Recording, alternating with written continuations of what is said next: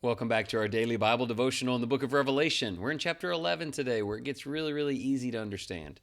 Okay, that's not true, but there's still some really rich stuff here, so let's dig right in. John is given a measuring rod and told to measure the temple of God, the altar, and those who worship there, but not the outer court, for it is given to the nations. God appoints 2 witnesses to prophesy for 1,260 days, clothed in sackcloth. They have power to bring plagues, shut the sky, and strike the earth. After their testimony ends, the beast from the abyss kills them, and their bodies lie in the great city for 3.5 days. The world rejoices over their death, but God raises them up again, and they ascend to heaven. A great earthquake follows.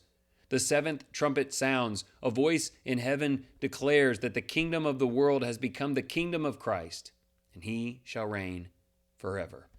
That's something that happens after those things take place. This is interesting about these 2 witnesses. One of the toughest chapters in Scripture could apply to Jesus since he lived and died and was raised, or as you'll see in our reading, it could apply to Christianity. God's care for his people is clear in the vision of the measured temple, showing that he knows and protects those who worship him. The 2 witnesses could symbolize faithful believers who speak God's truth in a hostile world. Their message brings both warning and hope, and their power comes directly from God. Even when they are struck down, God raises them to life, proving that his purposes cannot be stopped. This encourages us to remain bold in our witness, even when it comes at a cost. The 7th trumpet reveals that Christ now reigns as king. His kingdom has triumphed. We're called to trust in his victory and remain faithful, knowing that our testimony is never in vain.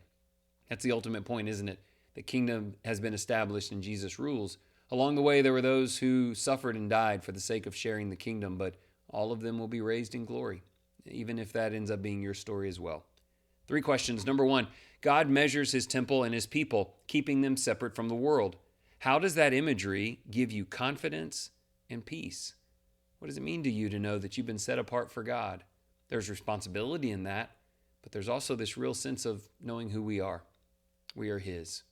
Question 2, the 2 witnesses could be prophets or represent God's people. How does their resurrection after death invigorate your trust in our Lord? You go back to Jesus or the prophets of old, all lived by faith, died in faith, and will be raised to glory. That's your story too. That's got to mean something. Trust in the Lord even if it means more difficulties here. We live for more. People of whom the world is not worthy. Question 3, how do you express daily gratitude knowing that the kingdom of the world belongs to our Lord and his Christ who reigns forever and ever? Every nation, every land, everywhere is subject to the will of God, will answer to him, and Jesus' kingdom is over them all.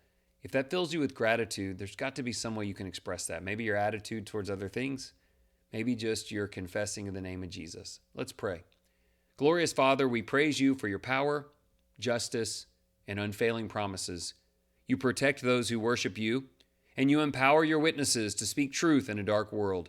Even when evil seems to win, you raise up your people and display your victory. Help us to be faithful, bold, and unafraid to share your message no matter the cost. Strengthen our hearts with the hope that your kingdom reigns now and forever. Let our lives reflect your glory and our voices proclaim your truth. May we trust your plan and stand firm in our calling as your servants. That is what he's called us to, and he's worthy for us to serve him. Find opportunities today in the name of the Lord Jesus.